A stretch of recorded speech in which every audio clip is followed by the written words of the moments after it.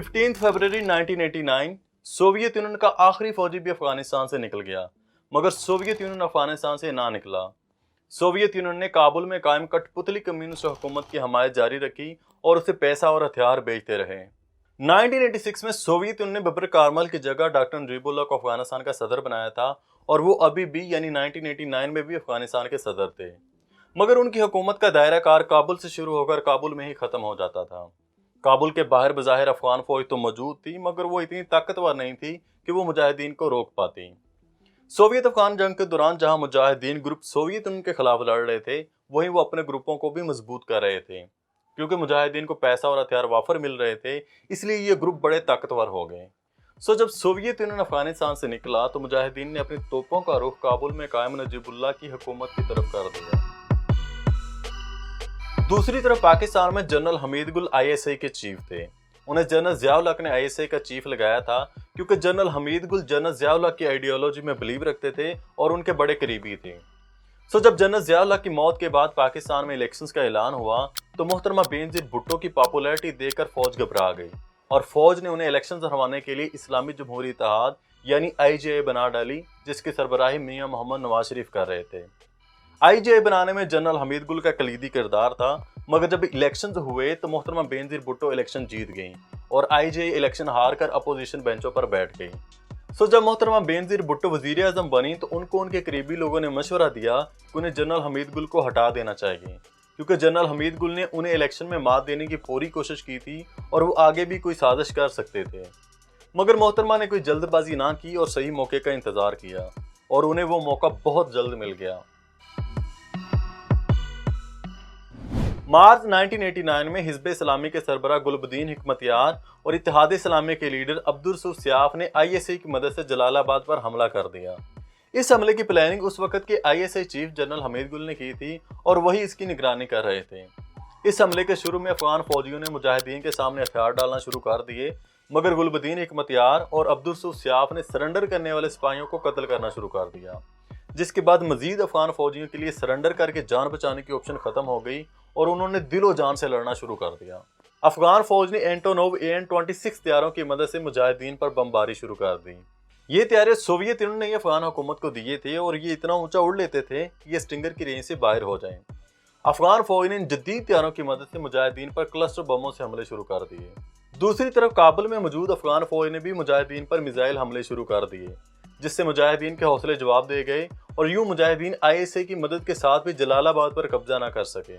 इस लड़ाई में तकरीबन 3000 मुजाहिदीन और 5000 शहरी हलाक हुए। क्योंकि ये पाकिस्तान के लिए बहुत बड़ी नाकामी थी, इसलिए इस नाकाम मुहिम के बाद मोहतरमा बेनज़ीर भुट्टो ने जनरल हमीद गुल को ISI के चीफ के ओहदे से हटा दिया और उन्हें कोर कमांडर मुल्तान बना दिया। चूंकि पाकिस्तान ने अपनी सारी हमायत गुलबदीन हिकमतयार की झोली में डाल दी थी और जलालाबाद पर हमले के लिए अहमद शाह मसूद से मशवरा तक नहीं किया था, इसलिए अहमद शाह मसूद पाकिस्तान से नाराज हो गए। उन्होंने पाकिस्तान के इस रवैये पर शदीद तनकीद की और शायद यही से ही पाकिस्तान और अहमद शाह मसूद के रास्ते अलग हो गए। मगर पाकिस्तान ने अहमद शाह मसूद को नजरअंदाज किया ही क्यों था? इसकी एक वजह तो ISI और फौज में मौजूद पश्तूनों का ग्रुप था। ISI में तकरीबन 20% पश्तून थे और अफगान जंग के दौरान ज्यादातर पश्तून अफसरान ही अफगानिस्तान में तैनात थे, इसलिए इन पश्तून अफसरान की हमदर्दियां हमेशा पश्तूनों के साथ ही होती थी और वो दूसरे ग्रोह जिनमें उज़्बेक, ताजिक और हज़ारे शामिल थे उनको कुछ ज़्यादा अहमियत नहीं देते थे।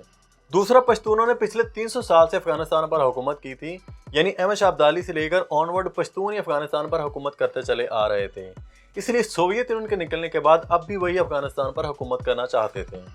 तीसरा, पाकिस्तान को यह शक था कि अगर उज़्बेक या ताजिक हुकूमत बनाने में कामयाब हो गए तो अफगानिस्तान इंडिया के करीब हो जाएगा और जिस मकसद के लिए पाकिस्तान ने पिछले 10 सालों से अफगानिस्तान में जंग लड़ी थी वो मकसद खत्म हो जाएगा। इसलिए जब सोवियत अफगान जंग खत्म हुई तो पाकिस्तान अहमद शाह मसूद से पीछे हट गया क्योंकि वो एक ताजिक था और अपनी सारी हमायत गुलबदीन हिकमतयार को दे दी क्योंकि वो एक पश्तून था। अप्रैल 1990 में एक बार फिर हिकमतयार ने काबुल के करीब पगमान पर हमला किया, मगर यहाँ उज़्बेक लीडर अब्दुल रशीद दोस्तम की मिलिशिया तैनात थी जो उस वक्त अफगान हुकूमत के लिए लड़ती थी।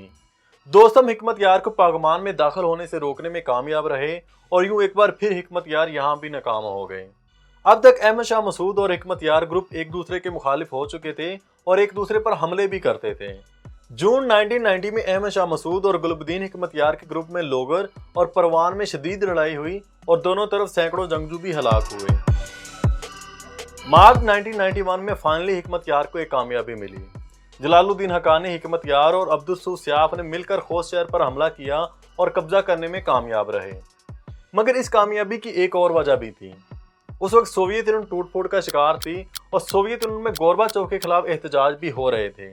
इसलिए सोवियत यूनियन ने अफगान हुकूमत की मदद बंद कर दी थी और अफगान हुकूमत के पास सप्लाईज भी खत्म हो गई थी, जिसकी वजह से अफगान फौज की एक बड़ी तादाद ने खोस्त में मुजाहिदीन के सामने सरेंडर किया। एक तरफ नजीबुल्लाह सोवियत यूनियन के टूटने की वजह से कमजोर हो रहे थे, तो दूसरी तरफ पीडीपी के खलक और परचम फैक्शन में इख्तलाफात भी शदीद हो रहे थे। 1965 में पीडीपी बनी थी, मगर सिर्फ 2 साल बाद ये 2 हिस्सों में तकसीम हो गई थी। एक हिस्सा खलक कहलाता था और दूसरा परचम। नजीबुल्लाह का तल्लक परचम फैक्शन से था, मगर उनके डिफेंस मिनिस्टर शाहनवाज तनाई का तल्लक खलक फैक्शन से था। शाहनवाज ने हिकमत यार से खुफिया डील की और नजीबुल्लाह के खिलाफ बगावत कर दी। ये बगावत तो नाकाम हो गई, मगर नजीबुल्लाह इस बगावत में कत्ल होने से बाल बाल बचे। इस नाकाम बगावत के बाद नजीबुल्लाह ने अपनी फोर्सेस को शाहनवाज और उनके हामियों को कुचलने का हुक्म दिया, जिसके बाद शाहनवाज भागकर पाकिस्तान आ गए। उधर गोरबाचोव के खिलाफ बगावत कामयाब होने के बाद सोवियत यूनियन टूटकर सिर्फ रशिया रह गया था और बोरिस येल्त्सिन रशिया में पावर में आ गए थे। उन्होंने पावर में आने के बाद अफगान हुकूमत की हर किस्म की मदद बंद कर दी थी, मगर चूंकि अफगान एयरफोर्स का सारा फ्यूल रशिया से आता था, तो जब फ्यूल आना बंद हुआ तो अफगान एयरफोर्स भी नकारा हो गई।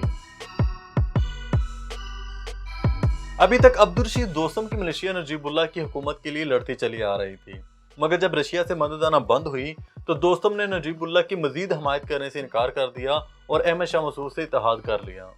मार्च 1992 को नजीबुल्लाह ने इस्तीफा दे दिया और काबुल में ही अक़वाम मुत्तहिदा के दफ्तर में पनाह ले ली। नजीबुल्लाह के मुस्ताफी होने के अगले ही दिन जनरल दोस्तम ने मज़ार शरीफ पर कब्जा कर लिया। नजीबुल्लाह की हुकूमत के खात्मे के बाद अब तमाम मुजाहिदीन ग्रुपों की नजरें काबुल पर थीं। हर कोई काबुल पर कब्जा करना चाहता था। 10 अप्रैल 1992 को अक़वाम मुत्तहिदा ने तमाम मुजाहिदीन लीडरान से बात की और उन्हें काबुल पर फौरी कब्जा करने से रोकने की कोशिश की। मुजाहिदीन ने काबुल पर फौरी हमला तो ना किया, मगर अपनी अपनी फोर्सेस से काबुल का घेराव कर लिया। 14 अप्रैल 1992 को अहमद शाह मसूद और दोस्तम ने काबुल के शमाल में परवान सूबे पर कब्जा कर लिया और काबुल के बाहर 20,000 फौजी खड़े कर दिए। दूसरी तरफ गुलबदीन हिकमत यार ने जुनूब के इलाके फतह करके अपनी फौज खड़ी कर दी।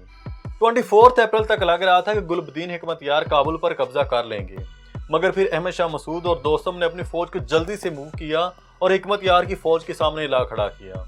27 अप्रैल तक काबुल पर कब्जे के लिए शदीद लड़ाई हुई, मगर अहमद शाह मसूद और दोस्तम का पलड़ा भारी रहा और हिकमत यार पाकिस्तान की मुकम्मल हमायत के बावजूद भी काबुल पर कब्जा करने में नाकाम रहे। एक तरफ मुजाहिदीन काबुल पर कब्जे के लिए जंग लड़ रहे थे, तो दूसरी तरफ वो अफगानिस्तान के मसले के सियासी हल के लिए पेशावर में जमा हुए और एक मुआहदे पर दस्तखत किए जिसे पेशावर अकॉर्ड कहा जाता है।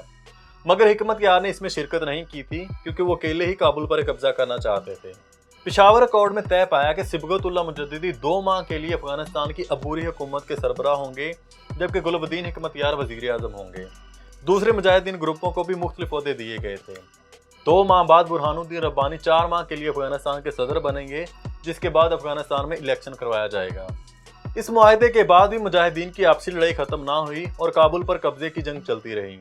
जल्दी अहमद शाह मसूद और जनरल दोस्तम ने काबुल पर कब्जा कर लिया, जिसके बाद हिकमत यार को काबुल से पीछे हटना पड़ा। मगर मुजाहिदीन के दूसरे गिरोह जो जनरल दोस्तम और अहमद शाह मसूद के खिलाफ थे, वो फिर भी काबुल के कुछ न कुछ हिस्से पर कब्जा करने में कामयाब रहे। इनमें अब्दुस सयाफ और हिज़्ब वहदत के अब्दुल अली मज़ारी शामिल थे। मगर काबुल पर कब्जे के बाद भी काबुल में जंग खत्म ना हुई। हिकमत यार पाकिस्तान से मिलने वाले रॉकेट मुसलसल काबुल पर बरसाता रहा, जिससे काबुल का बुरा हाल हो गया। हिकमत यार ने काबुल जाने वाले तमाम रास्ते बंद कर दिए, जिससे काबुल में कहत का समा पैदा हो गया और यूं 5 लाख लोगों को काबुल से हिजरत करना पड़ी। इसके अलावा जो हजारों शहरी हलाक हुए वो अलग थे। काबुल पर कब्जे की जंग चलती रही, मुजाहिदीन इत्तेहाद बनाते और तोड़ते रहे। 1994 में जनरल दोस्तम ने अहमद शाह मसूद का साथ छोड़कर हिकमत यार से हाथ मिला लिया और हजारों के लीडर अब्दुल अली मज़ारी ने भी हिकमत यार से हाथ मिला लिया। अफगानिस्तान में खाना जंगी चलती रही, मुजाहिदीन एक दूसरे के ही गले काटते रहे। اور پھر اچانک سے ایک ایسا طوفان نمودار ہوا جس نے اس خانہ جنگی کے خاتمے کی امید پیدا کر دی۔ یہ طوفان طالبان کا طوفان تھا۔ ہم اگلی ویڈیو میں بات کریں گے کہ طالبان کون تھے، کیا طالبان کو پاکستان نے بنایا تھا، اور 30 ٹرکوں والا معاملہ کیا تھا۔ اس کے علاوہ افغانستان سیریز کی کسی بھی ویڈیو میں اگر آپ کا کوئی سوال ہو تو کمنٹ سیکشن میں ضرور لکھیے گا، میں آپ کے سارے کمنٹس پڑھتا ہوں، ویسے ہوتے بھی تھوڑے سی ہیں۔ ہم اس سیریز کے آخر میں ایک ویڈیو بنا کر ان تمام سوالات کا جواب دینے کی کوشش کریں گے۔ So thank you so much for watching this video, bye bye.